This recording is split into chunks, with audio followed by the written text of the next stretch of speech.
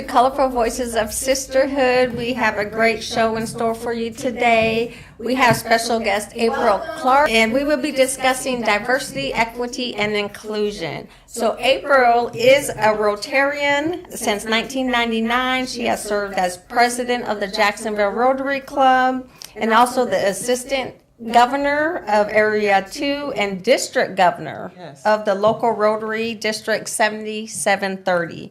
Currently, she serves as an advisor to a diversity, equity, and inclusion committee for Rotary. She has participated in a number of Rotary International Service projects in India, Nepal, Africa, Thailand, Cambodia, Mexico, and the Bahamas. She is a trained facilitator for leadership dialogues, a tool for respectful and civil conversations on substantive topics. April is a certified John Maxwell leadership coach. In other leadership roles, April serves as the president of the board for the North Carolina Coastal Federation. The North Carolina Coastal Federation is a nonprofit organization that works with coastal residents and visitors to protect and restore the North Carolina coast. She also serves as the Diversity, Equity, and Inclusion Committee for the Coastal Federation. And lastly, she serves on the Onslow Memorial Hospital Foundation Board. April is a certified Yoga Alliance instructor with over 500 hours of study in the practice.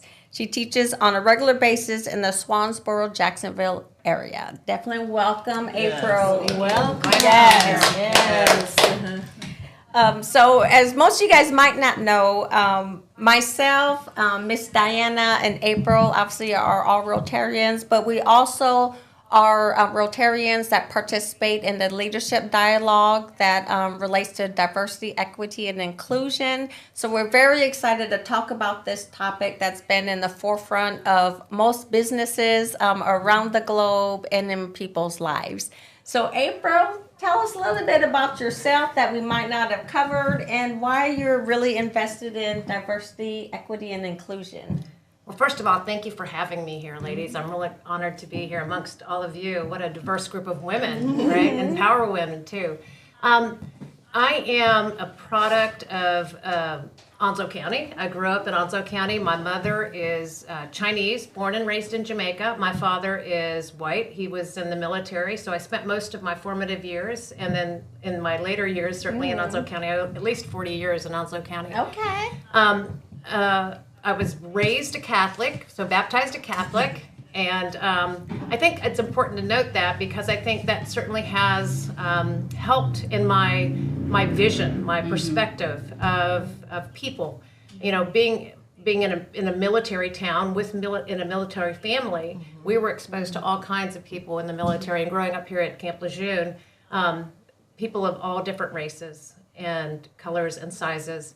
And then in the Catholic Church, unlike a lot of the churches maybe here in Jacksonville that are born and bred here, we just had a different flavor in the Catholic Church. I went to Holy Spirit School, which is a school that was in the close to Camp Lejeune, and we moved to Guantanamo Bay for a little while and came back to the Jacksonville area. And I've spent most of my life here. I graduated high school from Jacksonville High School, and then of course I left right after that, and then came back. In my early mid-20s, came back to the area to live, and I've been here ever since. Okay. What a great community to live in, grow up in. But what a diverse life you've had, too. Yeah. You're fortunate enough to come across a lot of people from different backgrounds, different areas of the country, and to experience the world. Also, just living within a community with all that cultural and diversity definitely gives you a different perspective. Absolutely. It absolutely does. And you mentioned our Rotary connection, and Rotary was one of those tools, too, that helped me, or those vehicles that helped me to really see the world in a different way. And with international service, I had the opportunity to serve and to help other people in other countries that maybe are not exposed to the things that we are in the West. So we're so fortunate, number one. But number two, we have the opportunity to share those gifts of clean water, right, of food, of disease prevention. We have the opportunity through Rotary to share those kinds of things. And that's one of the things that opened my eyes to a lot of different cultures, too, was that travel through Rotary. Okay. And definitely coming from a diverse family. Also, you definitely want to, I don't know, growing up being of Chinese descent, if you experience any adversity when it comes to diversity, equity, and inclusion, and if so, how did you overcome that? I was sharing earlier in the green room that growing up here, and I grew up in the 60s in Jacksonville, and my mother, of course, looks very Chinese. If you saw a picture of her, you'd say, "Oh yeah, she's Asian." Yeah, and I think during that time, and it was the time of the Vietnam War. As a child, you don't recognize feeling different as much as maybe if you were an adult, more aware. But I think I had glimpses into that. We'd go into a store and people would stare, or there'd be comments, and not explained away very, very easily. I was sharing that in school when I was growing up, we would get federal forms that we would have to fill out, and it would ask, what is your nationality? Yeah. And white, black, and it would ask you. And I remember being sort of confused as to what to put. I just saw myself as a girl, right? And so I remember coming home and asking my father about what's the answer to this question, because my mother's Chinese and my dad is white. And, he coached me as to which way to answer. Growing up in an environment, I think I shared this with Fatia, is that my mother, coming from a developing country and being of a different ethnicity and living among predominantly white people in a white culture, I think she did her best to assimilate into the role. And I think, especially during that time, it wasn't very popular to be Asian. And again, it's during the Vietnam War. You have to remember the context of everything. Yes. And so I think she did, and it was the best that she could do, was try to hide that a little bit, or try to mute that. Kind of sheltered you from yes, it. Yeah, absolutely. And so it was a confusing time, but certainly, as we get older and we know more, we do better, right? And that's kind of where we are with diversity, equity, and inclusion, is when we know more, we have to do better. What do you think now, even today, that we still try to shelter our kids, our young people, from a lot of the hatred that we see? Because me and you pretty much born around the same year. Yeah. And we know that it was a lot of hatred there. Absolutely, yes. I mean, that was formative. If you think about civil rights, were 1965. Yeah, the year I was born. Yeah, exactly. And so, it was a very revolutionary time, but we have not caught up to the times. Right. We're still, we're having diversity, equity, and inclusion conversations because we're not there yet. Yes. Yeah. In the year of 2023, we're having diversity, equity, and inclusion. And as we talk about that, I always think that we need to add the A on it, because even though we talk about diversity, equity, and inclusion, are we still accepted? Yeah. So how do you feel about that? I feel hopeful, number one, because of the generations that are coming after us, our children, right? And the way that the world has evolved. A lot of kids have access now through their technology to the world, which we didn't have. And they're exposed, right, to many different kind of people, many ways of believing or looking and thinking about things that we didn't have.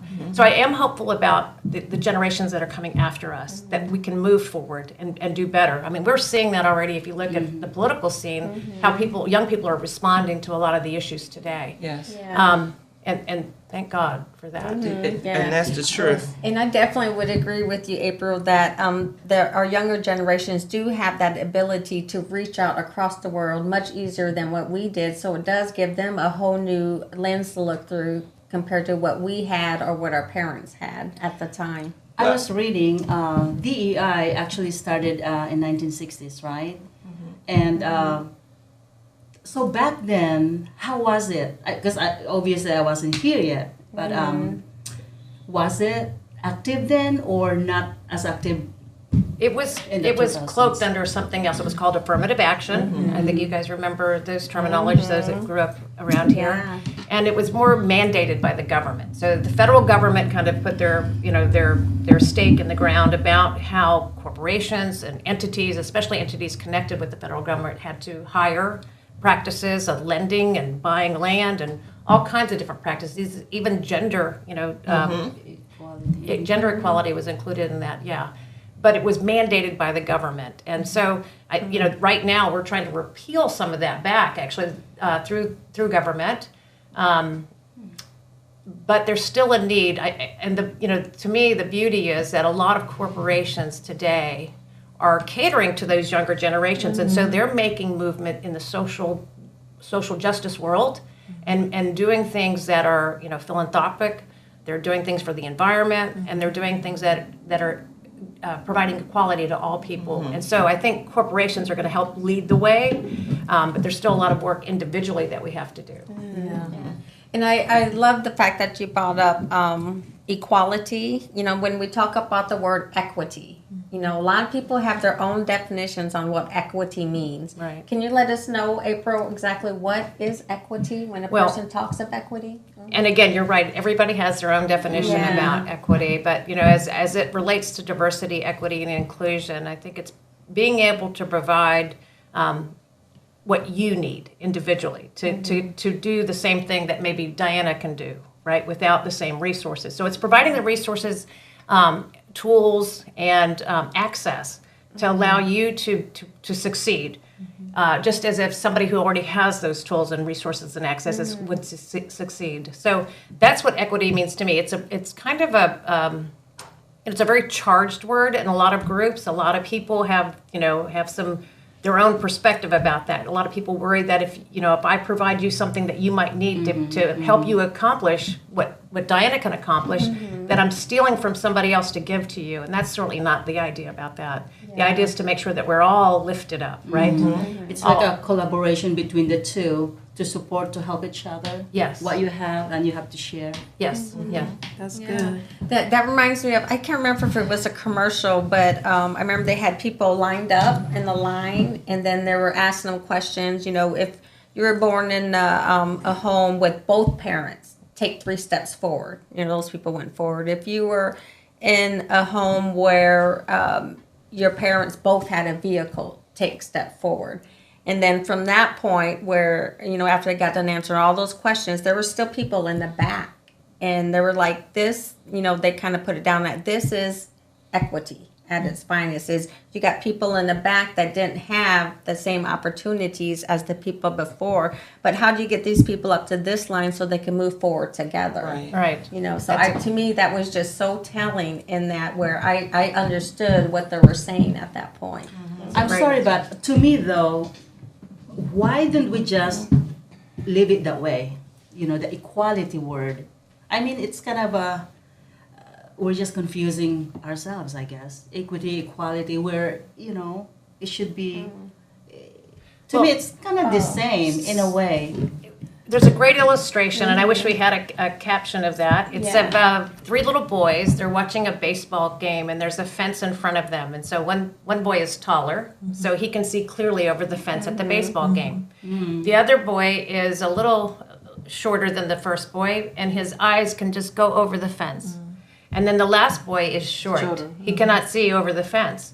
So equality would be giving, equal, having everything equal would be giving everybody a box to stand on. Well, the guy that's already can see, he doesn't need the box. He doesn't. Right? But if you were being equitable with everybody, you would give the boy on the end the box, right? So that he could see right over the fence. Does that make sense? Yeah. The graphics are or you have to just pick him up so he can see. right.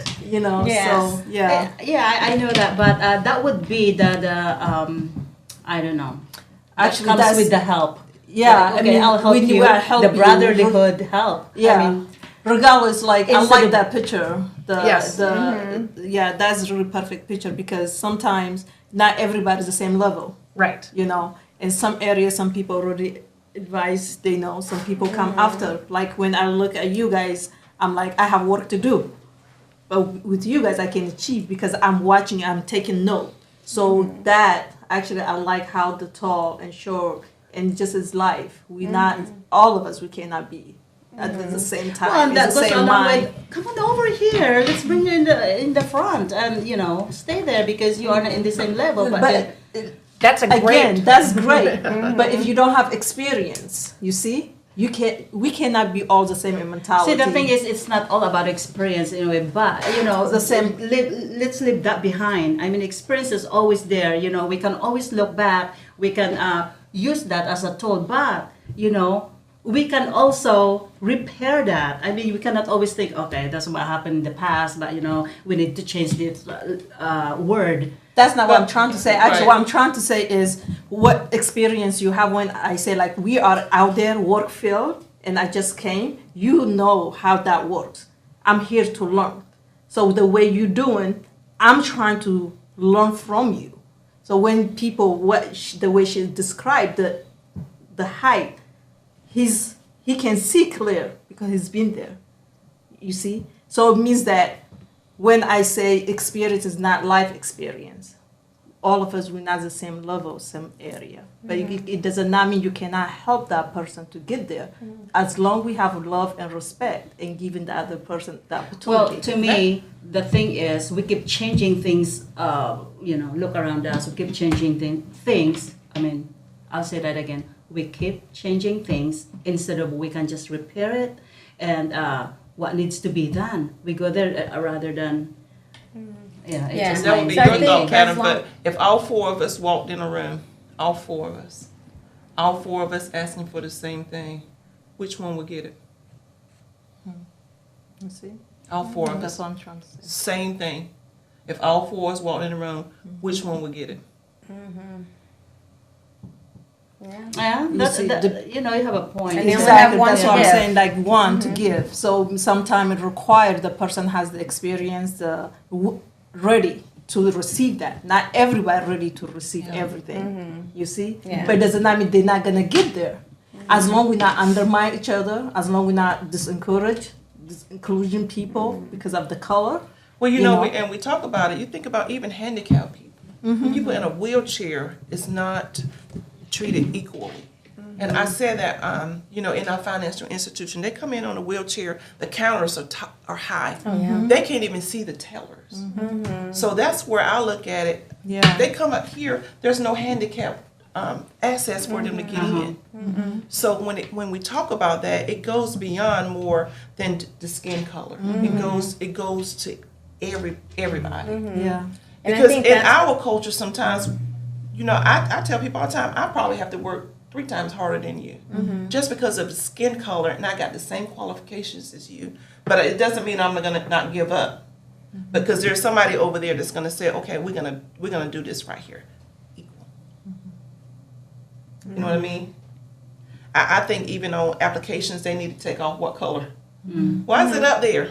Exactly. Am I qualified Yeah. for the position? I Why is agree it on up that, there that most you definitely. asking me for what color I am?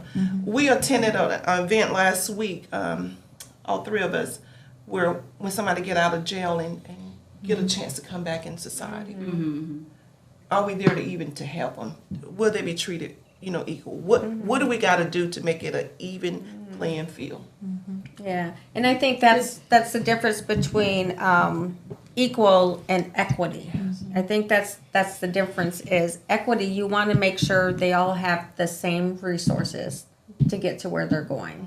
Where equal is providing everybody the same, no matter what, but Yeah. they won't be starting at the same level. Right. Yeah. So it wouldn't make sense to give somebody the same as the person back here, because they're not going to know what to do with Exactly. it.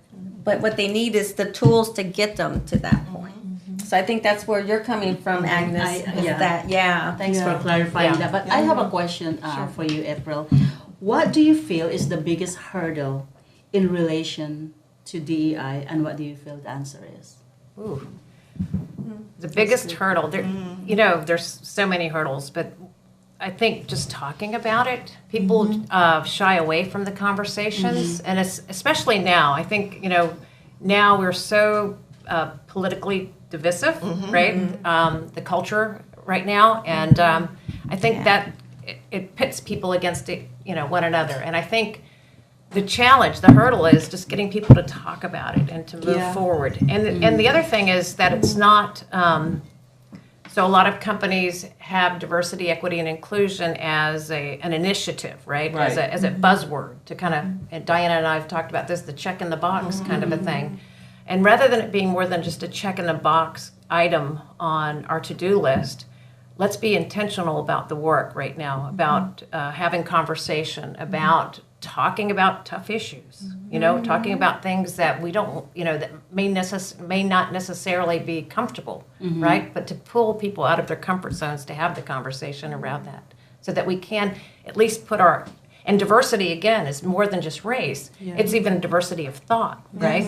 So accepting other people's viewpoints, but having it in a setting where we can have those conversations. That's what leadership dialogue is all about, is creating this space where people can talk about those really tough to tackle topics in a very respectful and civil way.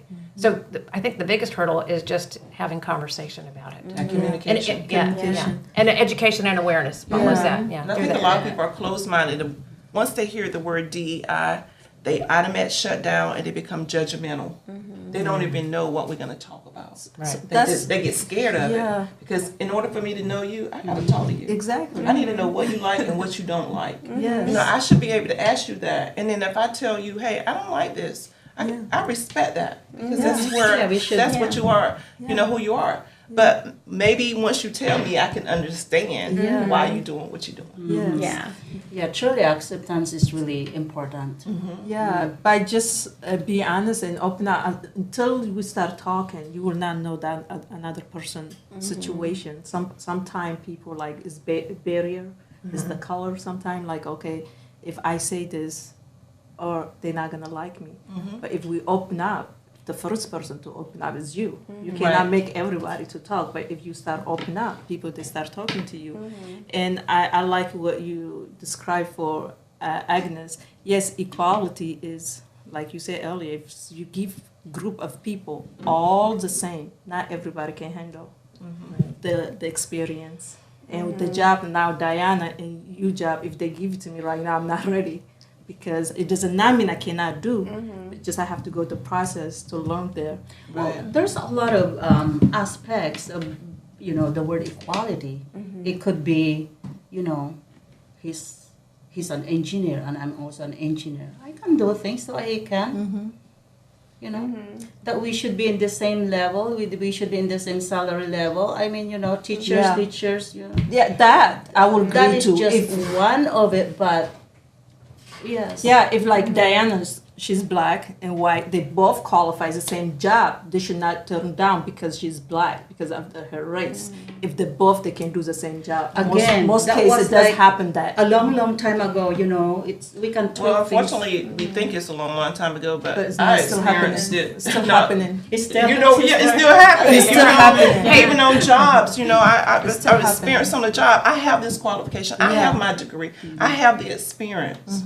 But a position may come open and they'll put somebody else in it and don't even post it. Yeah. So, that's where the unfairness in. But even if I was to go in to speak about it and ask, tell me what I need to do so if that position comes open the next time, what I need to do. Sometimes I'm titled as the angry black woman just because I ask. I could be passionate about something and consider that.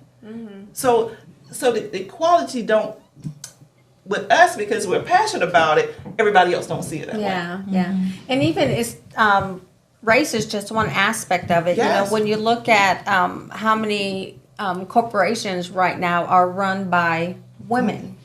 When you look at the salary that women receive doing the same job as a man does, there's still inequalities in that. And that is something that is statistically proven that still goes on. I was fortunate enough to serve in the Marine Corps, which was, as a male-dominated profession, only 6% of the Marines are female. So we get treated a little differently in that aspect. But one thing we do, no matter what grade you are, how many years you serve, you're getting paid the same as that male counterpart on it. But there's still, in the civilian community, as I say, or corporate world, it's not to that level yet. A female working the same job, same years, and a lot of times they're not able to move up that corporate ladder neither because of, the stigmatism or the DEI that's not in place in corporate world. So I think that it definitely still is happening. And those are just statistics from last year, that it's still like that. There are women moving up in corporate world, I think that, hopefully would change that corporate view on DEI within that corporation. Which And is then good to there's know. women that's also starting their own business, making their own table. Where you can sit at a table. And even in the corporate world, a lot of times people stay on their job until their child graduates from school, college, and that child actually walks right into that position. We see that happening in the corporate world all the time. Yeah. But I still go back to it's communication. It's hard Yes. conversations. It is conversations where we might be mad, but we need to come back to the table again and figure out what's going on. Yeah. What started DEI now?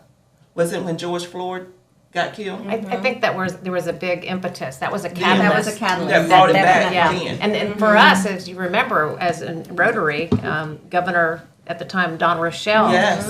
kind of asked that we put together a task force to kind of look at diversity, equity, and inclusion in Rotary, and specifically in Rotary. And because it was a call, what happened to George Floyd was a call to action for a lot of people in the country, and even internationally. People were looking at that incident and saying, it's got to stop. It's one too many. And so from that was born the Diversity, Equity, and Inclusion Task Force, which is now a full-fledged committee in Rotary in our district. But the work is slow. It is, and we both know, all of us know that involved in it. It's slow work, and it's not popular work. Right. It might be popular as a buzzword, but the actual work is very difficult. Yeah.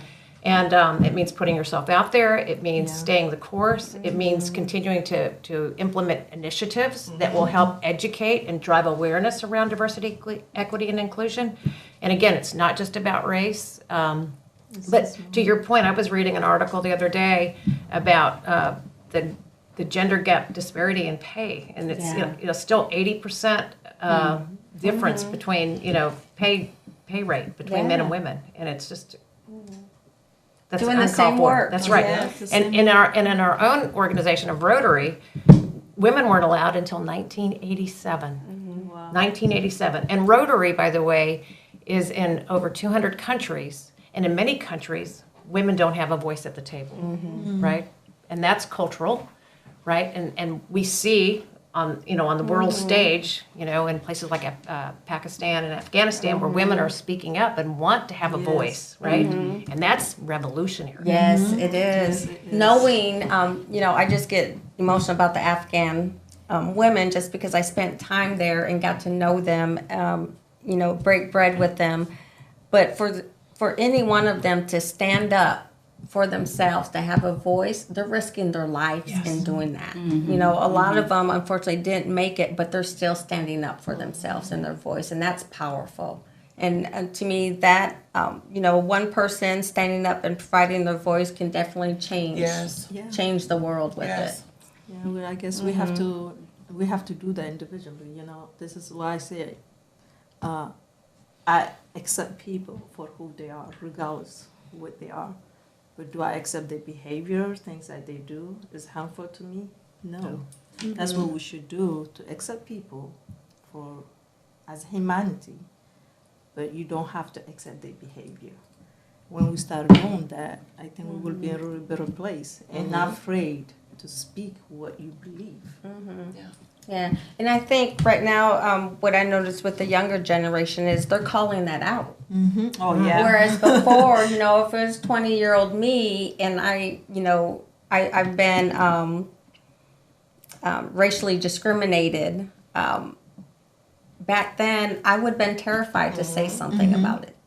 But with the younger generation, they are saying something. They're pointing it out. They're bringing it up. They're doing it at the political stage. They're doing it through walking the streets, through organizing organizations to come together so that voice is heard. That no more. Yeah.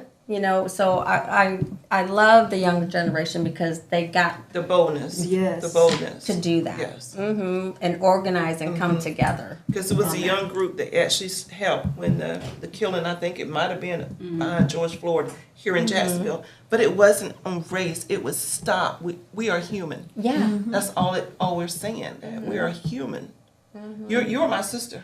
Yes. You know, that's the way I look at it. We are all human, and we want to protect all the human. Yes. You know, it's amazing how a person can get so much time in jail for killing an animal versus a human. Yeah.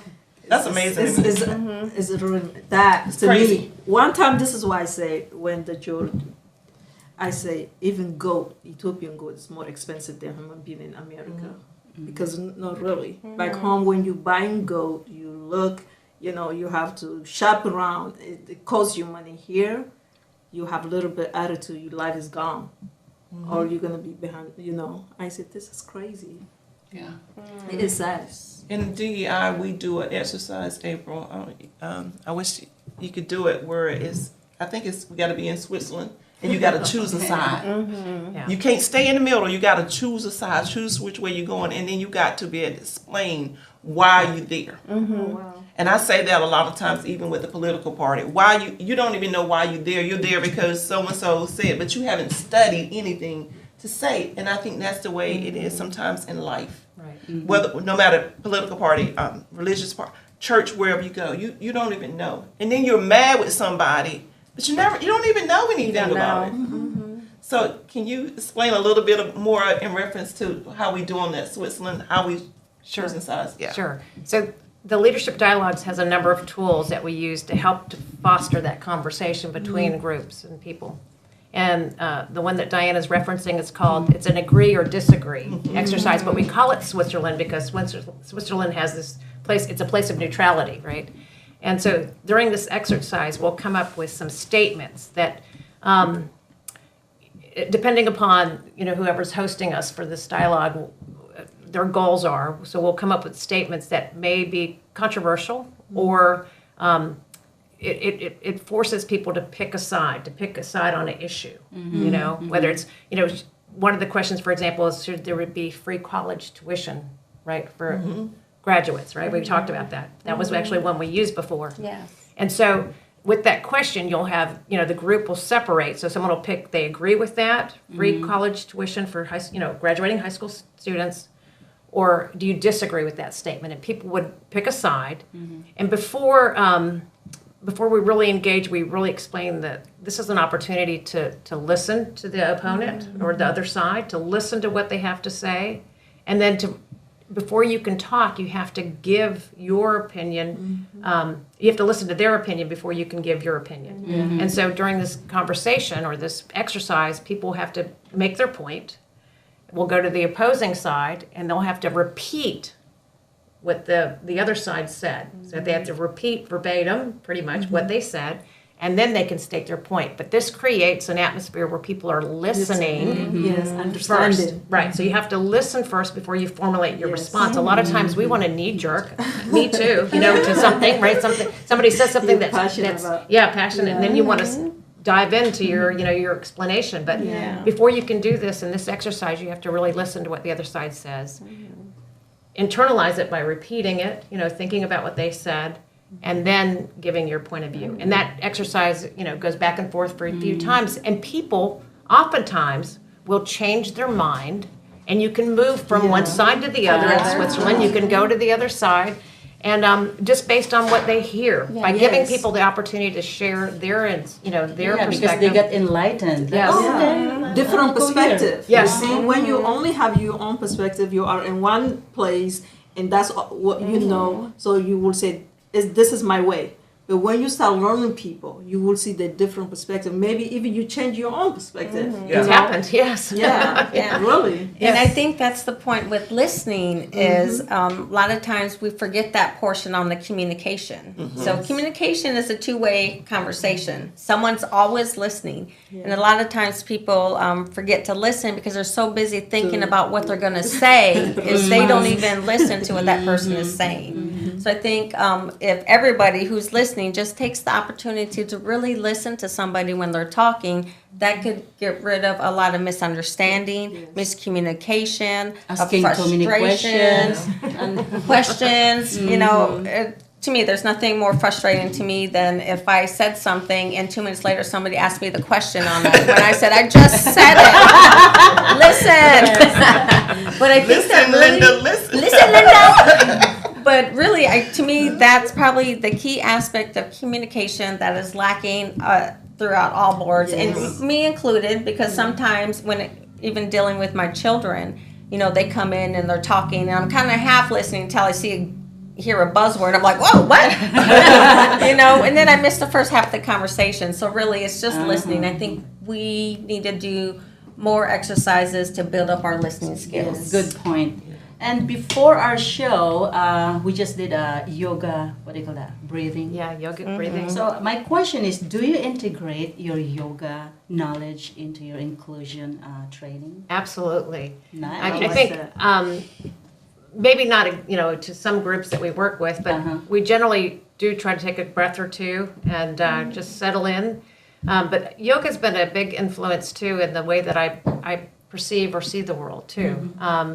We practice a lot of nonviolent communication. There's a lot of alignment with not just the body, right?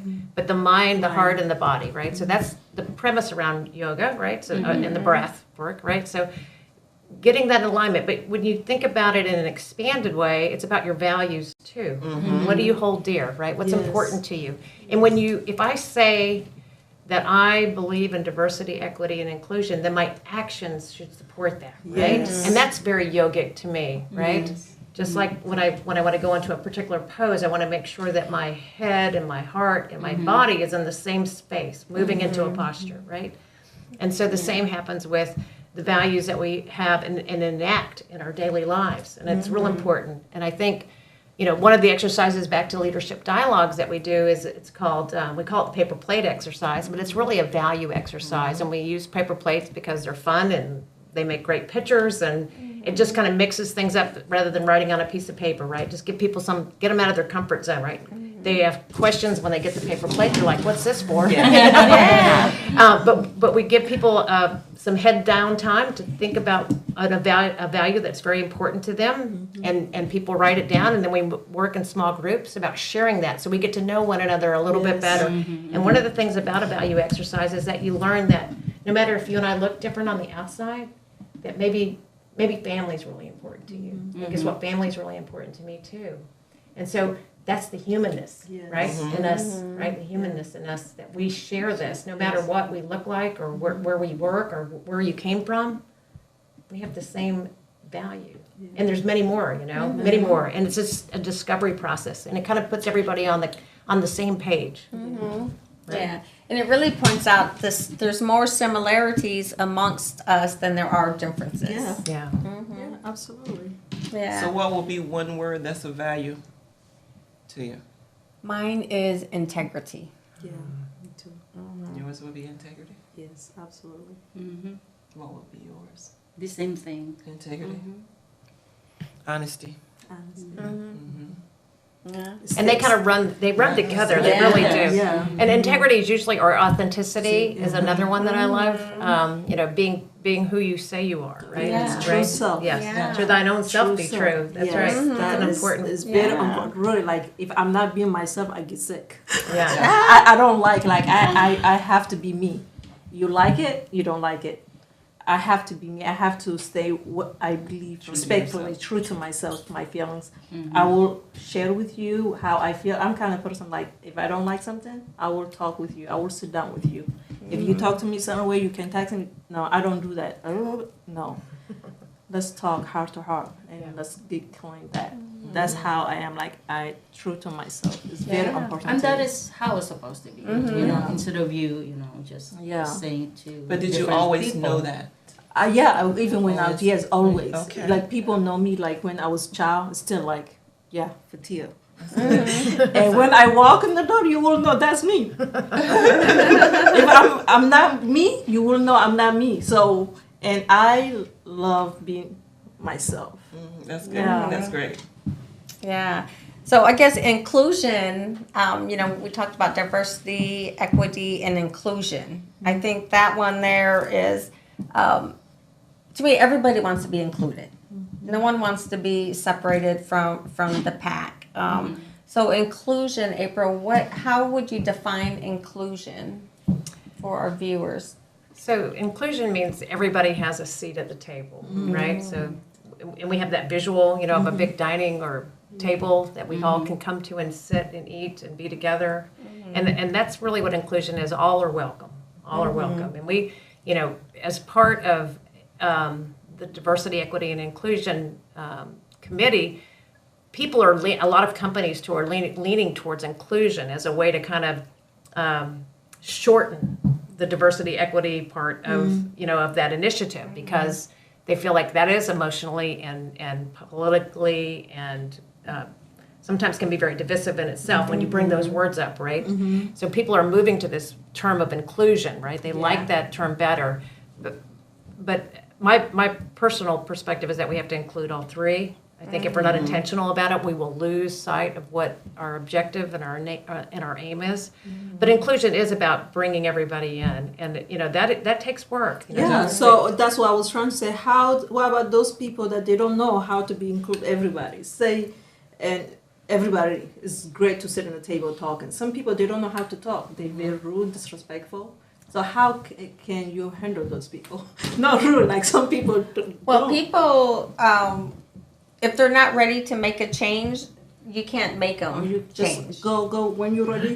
We're here. And really, Exactly. Yeah, meet them where they are. Yeah. You have to Yes. meet them where they are. Yeah. yes. And really, for a person to change, a significant event has to happen in their life to make a change. Yeah. That is so true. It reminds me of that movie. Oh gosh, it's a graphic movie, but American X. I don't know if you guys No, I saw never that seen one it. or I'll have not. to see it. But it was a guy that was discriminative to black people. He got locked up, and his own kind, you know, abused him while he was there. So that's when he changed his perspective on, oh my gosh, my own kind did this to me. So then he started reading. His mentor became a black guy. So when he was released from prison, his whole perspective changed on his view of black people before he went in. I will have to see that movie. I would think a significant event, not as significant as something like that, but I think it has to happen to a person to change their heart and their mind to make sure they are change their views on something. And sometimes it takes for your children to marry interracial marriage. For you to start looking at stuff. Because sometimes you're in this bubble world because it's going so perfect for you. You don't want to understand somebody else's viewpoint. Yeah. But you to step into somebody else's shoe to even say, hey, I think it was called White Chicks, where they was playing the movies of different people. So if you was to see, because you couldn't sit in the steps of me as a black female to say I understand. No, you don't. No, you don't understand. I couldn't maybe understand where you come from. I've learned so much just being on this platform of the different diversities, but it's because I was willing and wanted to understand. You open up your mind, Yes. you open up your heart. But there's times where I've been at a table, and I've been at the table just to fill the quota. I had no voice, but I was at the table. How do you handle that? That's the check in the That box. is That is the right check there. in the box, right? Yes. Yeah. And so, and it takes, you're right, it takes a catalyst. It takes Yes. something to get people out of the, you know, out of their norm, right? To think a little bit different or expansive or bigger. So in that situation, Diane, you know, I would seek to have a voice. I would, you know, call them on their stuff, basically. Use the platform to Yeah. your advantage. And you know what? Today we have so many platforms too, right? So it's not just in the boardroom. It's on social media. Yeah. It's in places like this where you can have, you know, you have open dialogue and conversation. Yes. And people today, I think, are more aware. I'll Yeah. say, you know, there's another terminology I think that people ascribe to people that are in that realm of diversity, equity, inclusion. Then I think, you know, they talk about wokeness and things like that. But you know what? That's being expanded. That's being aware. That's being elevated. Different, higher level thinking. And I think there's nothing. I mean, that's what we're called to do. I really believe that. Yeah. And especially when we're talking about the interracial marriage now. I mean, they're saying what, like 20 years, most people are going to be Mix. mixed. Yeah, I guess that's the word. Mixed. But Should I you're just say right. it? Okay. You're right because as a grandparent, you know how much a grandchild affects your life, Yes. and to have a mixed child, which I think are the most beautiful children, that is definitely a catalyst for someone to make that change. Yeah. And I have, Go ahead. No, go ahead. I have personal stories like that, or people that I know.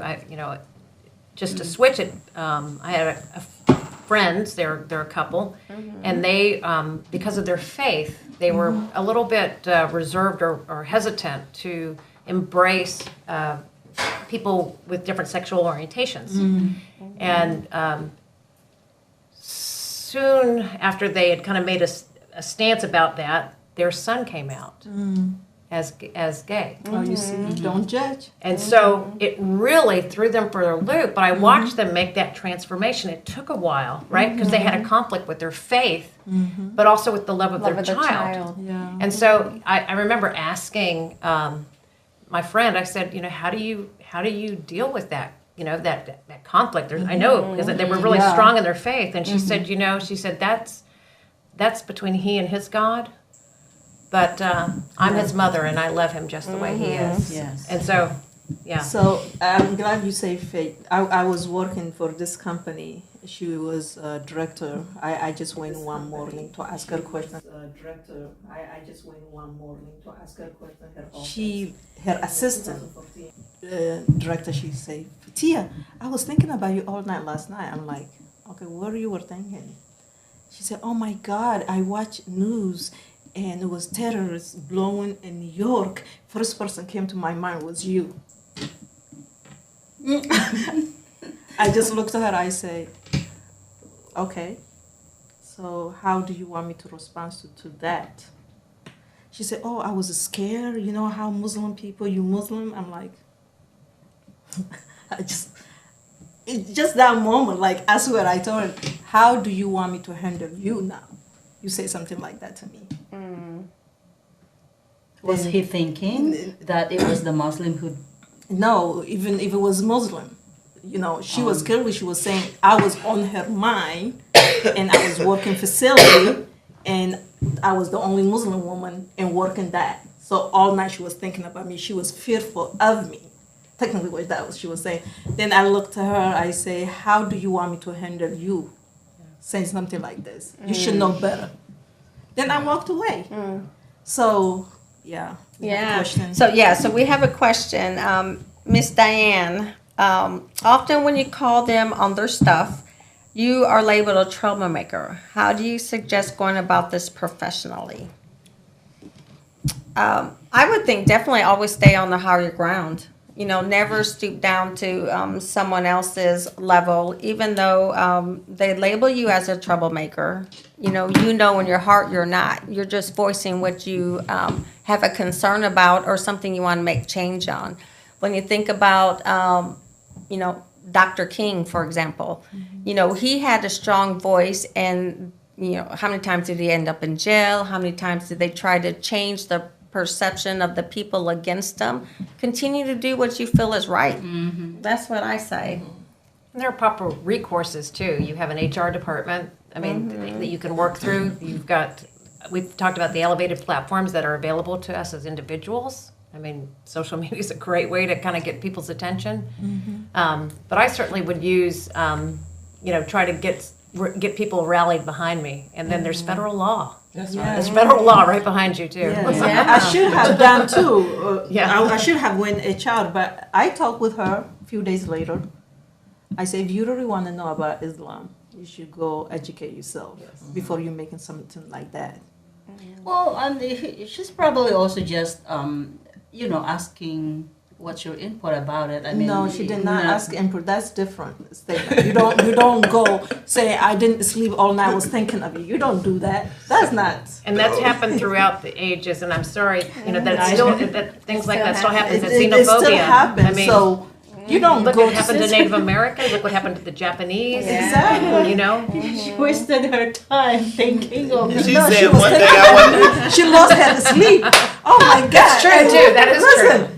when she saw me, like she was happy to see me. Oh, she didn't do anything, something like that. I said, you don't.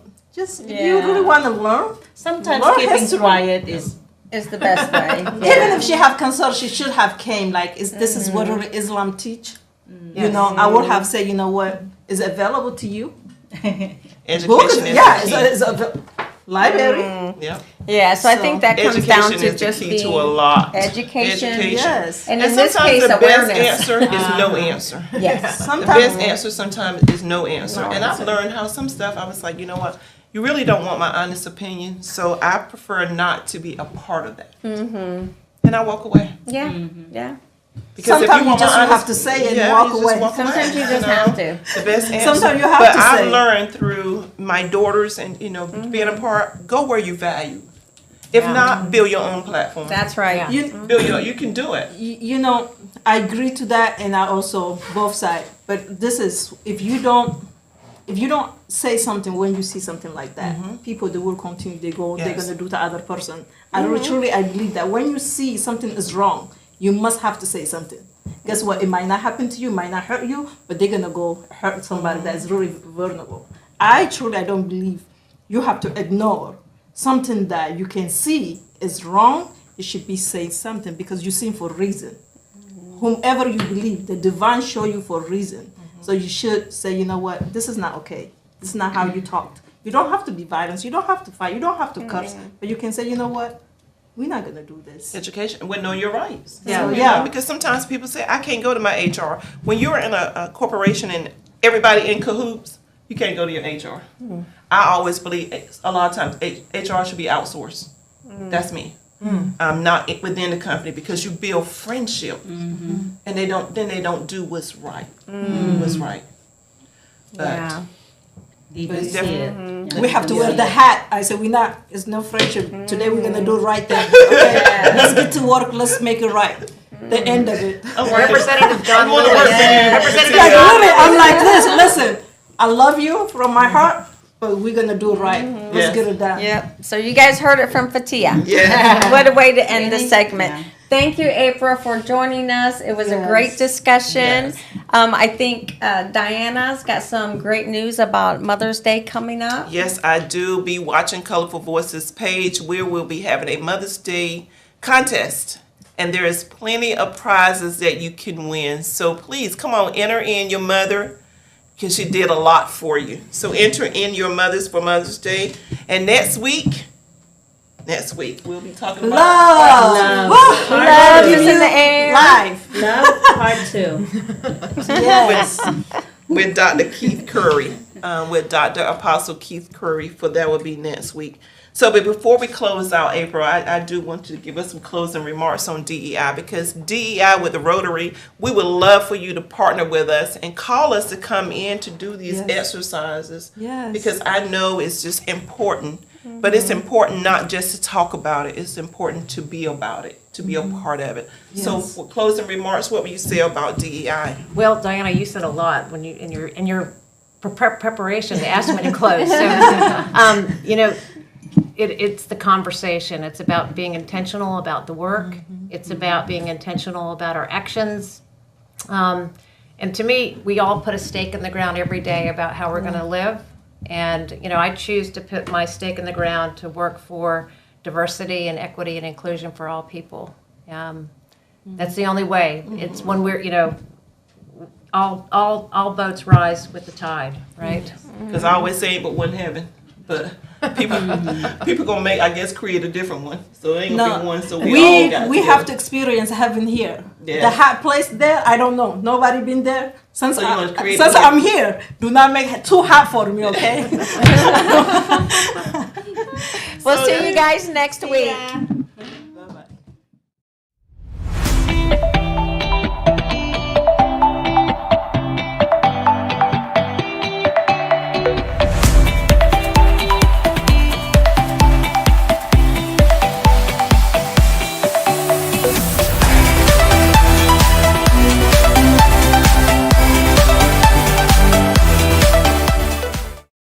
At L'Amour Media Versatility, we aim to provide comprehensive solutions to our clients. We have a team of experienced professionals who can help you with every aspect of your media needs. From documentation and marketing to promotion and more, we provide our clients with top-notch quality services. We understand that each client is unique and has specific needs. That's why our team works closely with you to understand your company and event goals and objectives. We are committed to providing the highest quality services in media and strive to exceed our clients' expectations. Our team is passionate about helping you reach your goals and making sure you get the best experience and results. If you're looking for a reliable business to help you with all your media needs, look no further than Lamore Media Versatility. Contact us today to get started at 252-497-3817 or at www.lamore-photos.com.